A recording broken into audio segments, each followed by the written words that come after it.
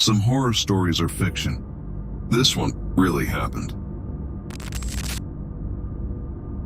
Not every ghost story is fiction. Some of the most terrifying horrors come from the real world, hidden in police files, whispered in neighborhoods, and buried beneath decades of silence.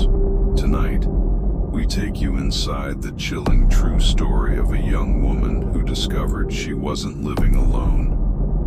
In the summer of 2002, 21-year-old Annie Andrews moved into a modest two-story house in Rock Hill, South Carolina.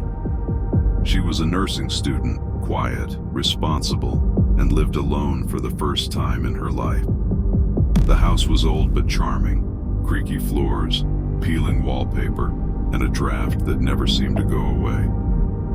Annie brushed it off. She was used to being on her own, but within a week, strange things started to happen. At first, it was little things. A cabinet door left open when she was sure she'd closed it, lights turning on in the night. Then she began to hear scratching sounds inside the walls. She thought it might be mice, so she called pest control.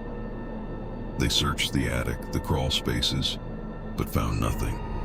One night, around 3 a.m., Annie awoke to a loud thud above her bed. She sat up, heart pounding, straining to hear. The sound came again, and again.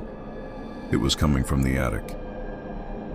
Gathering her courage, she climbed the pull-down ladder with a flashlight in one hand and a baseball bat in the other. She opened the attic door slowly and found nothing. No animals, no signs of entry. Just dust and silence. But the next morning, something new happened. Her kitchen was rearranged.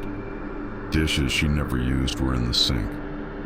Food she hadn't touched was missing. That's when she called the police. They checked the house, room by room. No signs of forced entry. They assured her it was probably just stress, maybe a sleepwalking episode. But Annie never sleepwalked. That night, she pushed a chair under her bedroom door, and still, she heard breathing. A week later, Annie invited her best friend Liz to stay the night. They tried to laugh it off, two horror movie fans pretending they were in a ghost story.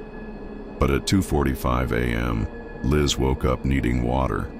As she walked to the kitchen, she stopped. The basement door was open, and someone was standing at the top of the stairs. It was a man, thin, pale, wearing Annie's clothes. Liz screamed. The man bolted. The girls locked themselves in the bathroom and called 911. When police arrived, they discovered something no one expected. In the attic behind an insulation panel was a small crawl space.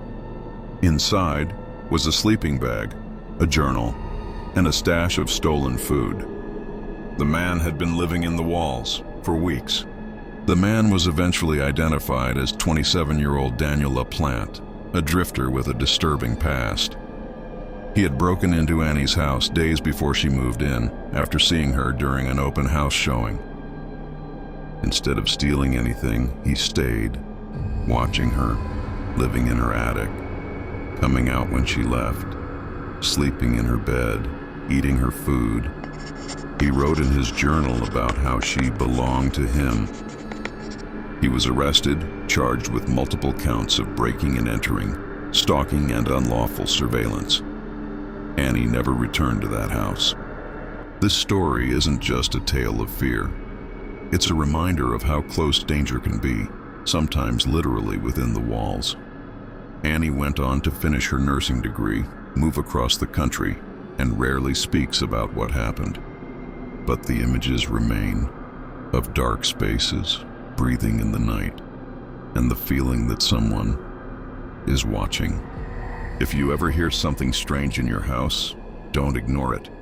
Because some monsters aren't from nightmares. Some monsters are real.